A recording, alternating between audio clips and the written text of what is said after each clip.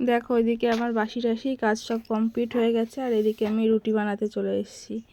কারণ সকালবেলা আর রান্নাঘরের প্রথম কাজ হলো আমার রুটি বানানো, ওর জন্য রুটি বানাচ্ছি। আর রুটি বানিয়ে আগে একটা ভিজিয়ে দেবো আমার বাবিনের জন্য। এটা বাবিন খেতে পারবে না, আবার স্কুল আছে, স্কুলে যাবে, ওই রুটিটা ভিজবে না, ওই জন্য আগে করে রুটিটা আগেই করে ভিজিয়ে দেব।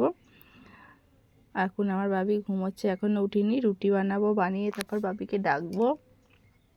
আর এদিকে আমি রুটিগুলো করে নিয়ে তারপরে আবার পরে রান্নাঘরে আসবো রান্নাবান্না করতে।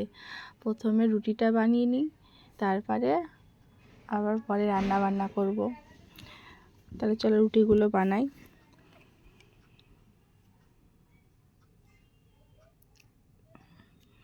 আর রুটি আমার প্রত্যেক দিনই বানাতে হয়, কারণ তোমার দাদাভাই সকালে ভাত খায় না, রুটি খাই, ওর জন্য ছেলেওকেও রুটি দিই সকালে।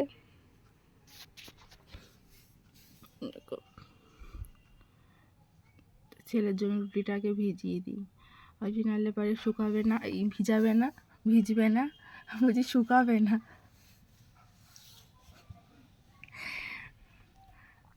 অত বড় ছেলে হয়ে গেছে, কিচ্ছু চিবাবে না, মুখে পড়লেই বমি করে দেবে, ওর জন্য আগে ভিজিয়ে দিলাম, ওর জন্য ভিজুক রুটিটা, আর আমি এদিকে রুটি বানাতে থাকি।